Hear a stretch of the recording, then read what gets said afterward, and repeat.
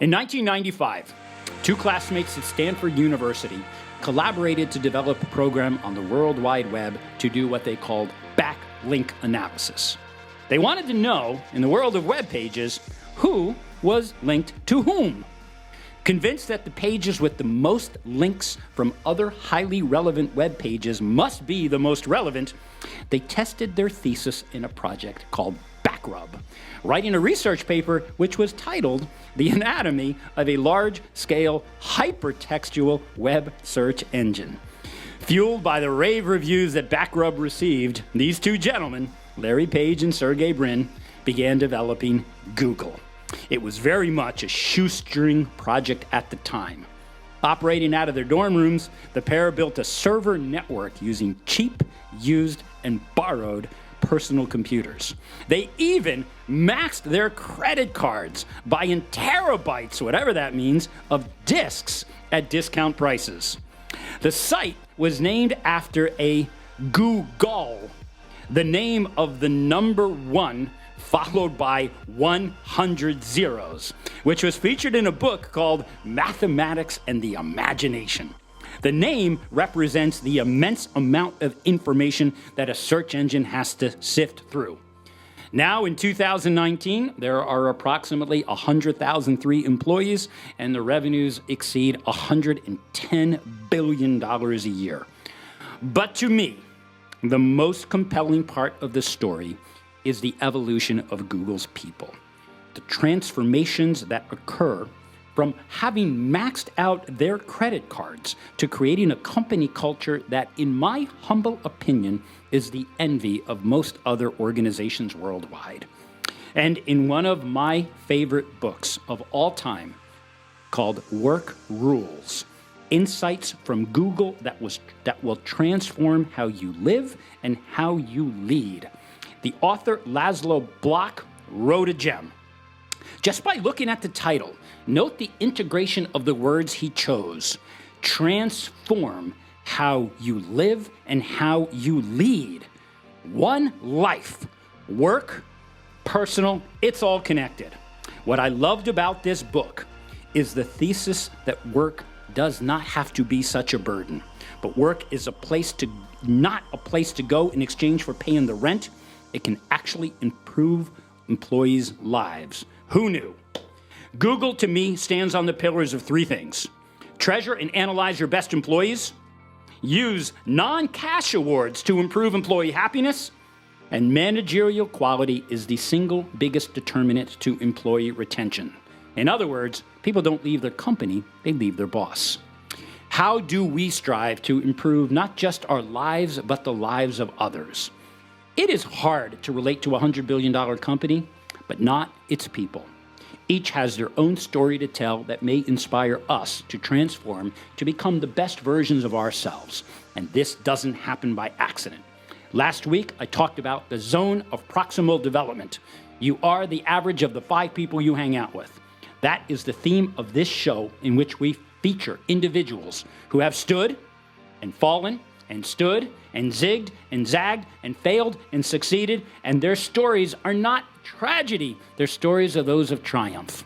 And with that introduction, it brings me great pleasure to introduce my friend, my former student, one I would consider a mentee, and his name is Anthony Sicuranza Jr. And Anthony, it is a pleasure to have you at this table. Thanks, Chuck. It's a pleasure to be here. And welcome to the studios at 77 WABC. Probably, Anthony, it is so awesome being at this table with you because I have watched you grow up. And what a pleasure it has been. And I don't mean growing up, I knew you when you were 6. I didn't. I met you later on, and we can get to that in just a second. Before we get to the backstory, which is really foundational to a climb to the top, this show features people of personal transformation, all of which, Anthony, which you and I have discussed many times, it is all in the service of others' success. Because you have climbed a mountain with me. And one thing that I taught you in class that I've seen you definitely manifest is the law of reciprocity. If you want to succeed, help others to succeed, and they will in turn help you.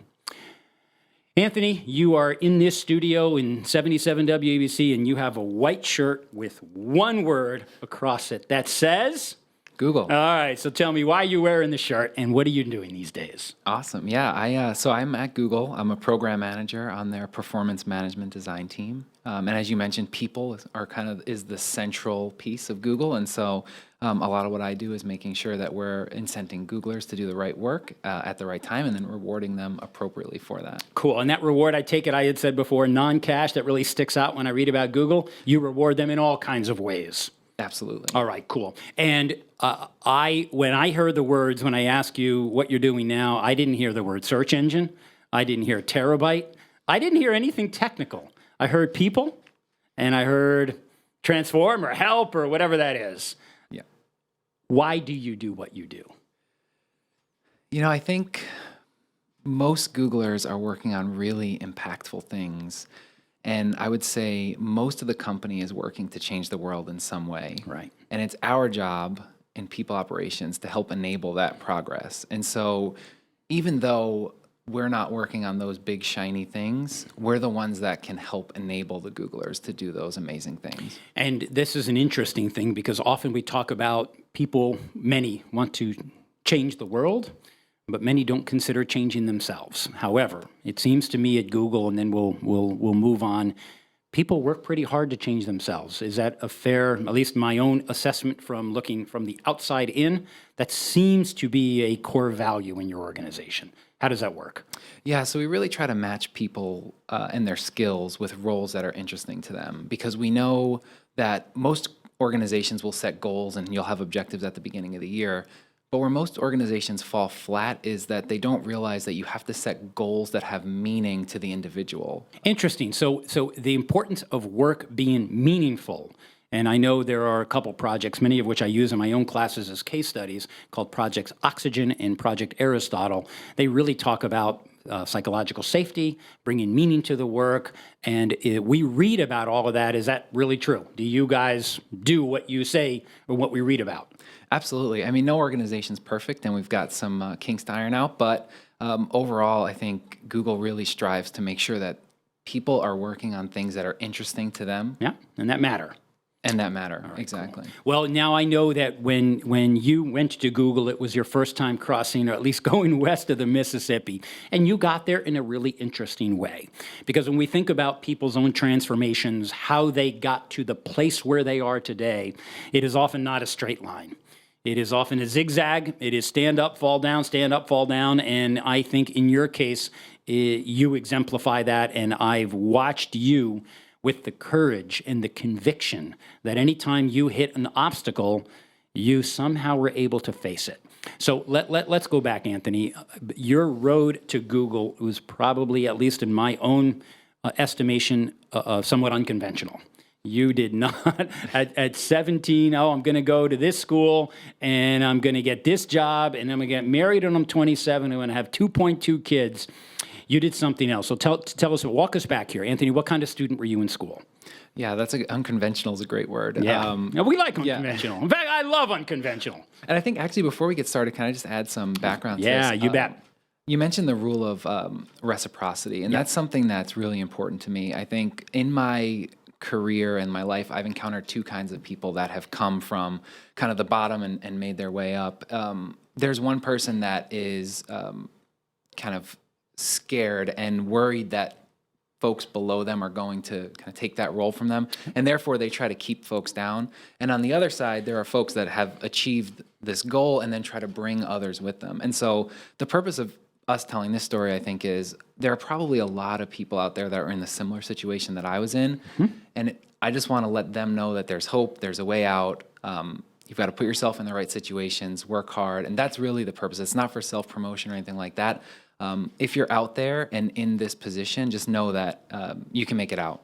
Well, I appreciate that, because one of the things that we explore and on the inaugural show of A Climb to the Top, we talked about the almost a social disorder, that there is a crisis in the United States, that the more technology that we use for ourselves, it seems that that is proportional to the amount of loneliness that is occurring. And that many people, when they go to work, maybe notwithstanding Google, they feel disengaged. And many are not disengaged because of the nature of the work that taps their fingers. They're disengaged because they're not feeling a lot of heart with the people that they are surrounded by, that zone of proximal development.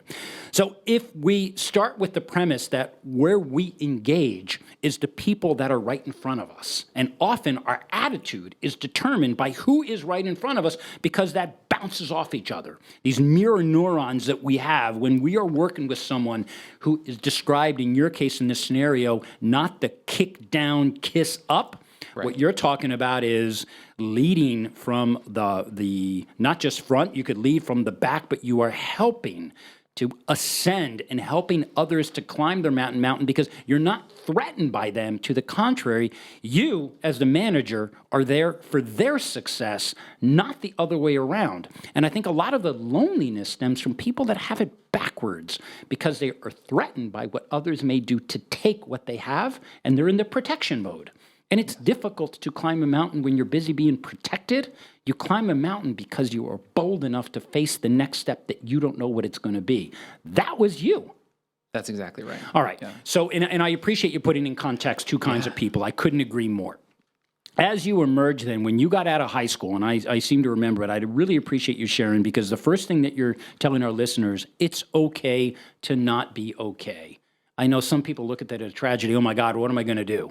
Well, in this case, you're going to say, okay, let's take a deep breath. And I want them to hear a bit of your story, because I think there's a lot of people that have the same story, but because of the social isolation, they feel stuck.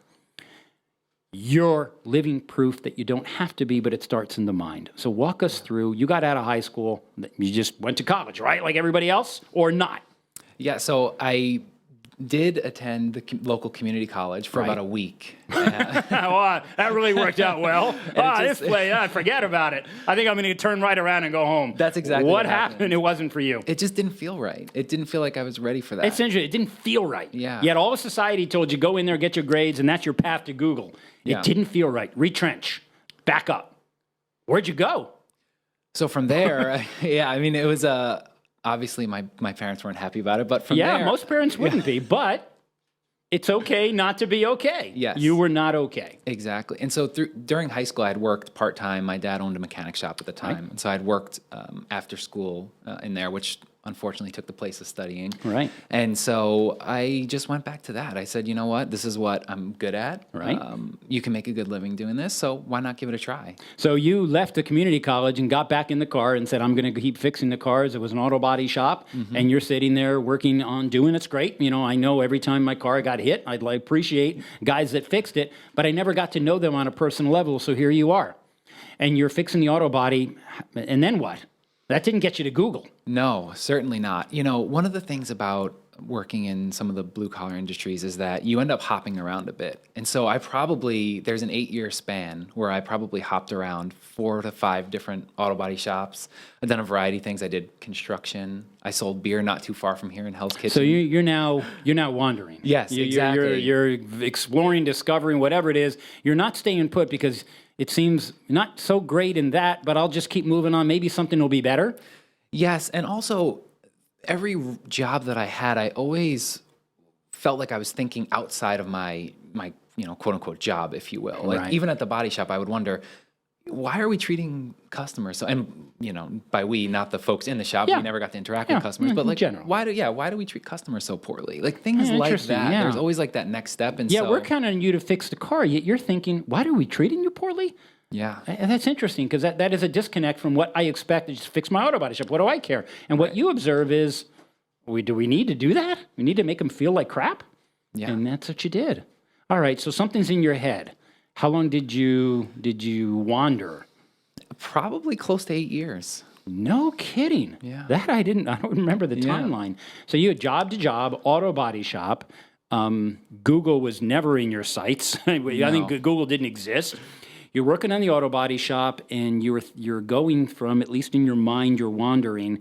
What did you think of next? If you said, all right, if I'm not going to do auto body, what am I going to do? Not going to go back to college, God forbid. You tried it, it didn't work, you turned around. What'd you do next? Yeah, it comes a point where, people start to ask, well, what are you going to do with right. What are you going to do when you grow up? Right. I'm grown I don't already. know. Yeah. I'm going to go to the next auto body shop. How's that? And so this is the end of the Great Recession. Right. And so 2008, 9-ish. Exactly. And, civil service jobs are really hot now, right? Like stable roles, Yeah. good benefits, et cetera. And so I decided to sign up for a few police exams. The town that I grew up in, Mount Vernon, Yeah. had one of them, and they offered preferential treatment to citizens of the town. And Right. so I'll that become was a the police route. officer. Exactly. I'm not going to do an auto body shop.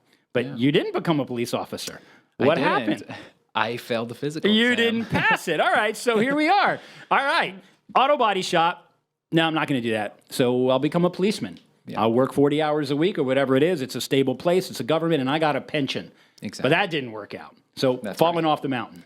Then what? That's really the inflection point where I was like, okay, something has to change. I've literally explored all my options. Got it. So in your mind now, something has to change. I love that. Change your mind, change your heart. What changed? It's a good question. I think the constant failure started to get old. Right. And so I said, rather than trying to take these jobs that seem like the quote unquote right thing to do and what others wanted me to do, Right. I'm going to take the unconventional path and I'm just going to start taking classes at the local community college and see how it goes. So even though you had an experience that after a whopping week, you said, this isn't for me, you came around to it, that maybe it's a different you now that is reestablishing, perhaps I should go to college. Because if auto body shop, I can do that all my life, but not. Then in the case of the police exam, that didn't work out. So, all right, I start to take courses. You're a different Anthony. What happened? One of the benefits of working in all of these different jobs is I got to meet people from all walks of life. And the more people that I met from corporate companies and like lawyers and politicians even, I started watching more like actual news. And so it made me realize that I'd like to be that one day. And so I set a goal and I started to work towards that direction. All right. So this is an interesting one because here in the midst of your climb, and I think in retrospect we can call it a transformation, you created a visual, it sounds like, in your mind. And I think that's an important tool for our listeners to recognize. Visualization it's certainly a very good tool. But I think somebody has to sometimes give themselves permission to get a visual that is beyond their own limits. Because what I find often with people when I ask them, what do you want to do? Oh, I don't know. They don't dream beyond those limits. They stay right in their lane. And I'm not saying that's a bad thing, but for those who want more, if they've asked for more, they often don't ask themselves, what am I going to do? And is it okay to ask for more? Or should I just stay in the body shop and keep the job? You must have gone through some kind of knocking around in your head, oh my God, what am I going to do? Yeah, it's very difficult too because I think folks out there that are, grew up in blue collar families and maybe are in this situation now, you look negatively at the folks that are, kind of suit and tie. And so that's a really hard thing to break out of, right? Because even pursuing a career like that kind of puts you in cast a shadow on you with your family. And so, well, that's an interesting one, though. You look at the guy that goes and you grew up in the suburban New York where people get on commuter trains at about 6:15 in the morning. They are generally in a suit and a briefcase. The women are in heels and in suits and dresses, and an auto body shop, you're anything but that. So almost as if you looked at that as that's not a place either for me or that's not a place where I belong. That's right. It's the second one. It was not a place that I belonged. You didn't feel that you belonged there, but nobody told you that. Correct. And there was nobody in college that said, you don't deserve a seat at this table because you're going to look lousy in a suit and a tie. Right. So I'm not going to go there. But something changed again. You're now taking courses. You're back in the community college, and you are recognizing, mate, did you last more than a week? I did. Did you last 8 days? I did. And a semester? The whole semester. All right, you did the semester. Was it a different experience or was it a different Anthony? Both. Completely different. I think it was a different experience because I was a different Anthony. And one of the things was, you're at this point now where you have to take this a lot more seriously. Like, this is my kind of last chance. Well, there's something at stake here that maybe in your consciousness at the age of 18, you didn't feel there was as much at stake. Now you're seeing that. The stakes are higher. Yes. And also, you mentioned the belonging. While at the community college, I had the chance of just meeting some really wonderful people that actually started to believe in me for really the first time in my life. Folks, typically didn't believe in me given my past history of kind of bouncing around, not having a stable job. And so when you meet someone that believes let me in you, hold that, Anthony. You just struck a chord. You were talking about your zone of proximal development. What was missing before? You didn't have anyone in your zone that believed in you because you didn't have anyone in your zone. And the only people in your zone were maybe the ones that told you you're going to look lousy in a suit, so stay blue collar. Here, what you just said, Anthony, wasn't about the course I took. It wasn't about the content or creating something. It was about the people who showed up that believed in you. Because what I know, even in my own college teaching, and you were my former student, I think you're looking at somebody who believed in you. What my concern with you, I was concerned you didn't believe in yourself. So my job in my mindset is, can I help Anthony to believe in himself? Because you generated, at least to me, you demonstrated an enormous amount of potential. But it's as if you were holding back. That's what changed. Your proximity to the people who believed in you. That's really cool. How did that all play out? Yeah, it's and honestly, it's still something that I think a lot of us struggle with today, particularly me. It's imposter syndrome, thinking that you're going to be found out, you're an imposter, you don't belong here. I knew it all along. But it really played out in that folks believed in me, which then snowballed into me working harder, Right. which led to better grades. Right. So one thing, your elevation on the mountain, Right. They believed in you, provided the incentive and the inspiration, hey, I can do better. It's not only what we expect from you, now you're thinking differently what you expect from yourself. And the better you got, then what happens? It just snowballs. I Right. mean, the better you get, the more excited you are about the future because you start to believe, you know what, I actually can do this. Right. Well, you did. Now, you then went to college. You not only lasted more than a week, you finished college. Correct. Congratulations. I take it the auto body, all of that was behind you. Yes. And I have to say, you look pretty good in a suit. Thank you. So now, were you at a time now where you felt, hey, I belong here, in spite of what everyone else in my world is telling me? The only thing that matters is the opinion I have of myself. Here I am. You're feeling good about it now, building on your own momentum. Yes, feeling better about it. Belonging's tough though, right? Because you were with me at Mercy College, and I was almost always the oldest person in the room. Yeah, indeed you were. I could see a divide between your level of maturity. I'm not saying the others are mature. You were just in different places. You were probably 5 or 6 years older than your mates, right? Yeah. Something like that. Yeah. Yeah. So it was a different you with different experiences. And also, you came from a school of hard knocks. Many of them went from high school right into college, some with full scholarships. As far as they were concerned, hey, this is my path to Wall Street. It's just, they just got on the conventional path. You, though, almost had to face the stigma and maybe sometimes the embarrassment. Like, what's this 25-year-old doing with the 18-year-olds? Yes. And you had to figure out a way. You became in that zone of proximal development. You were in each other's zone.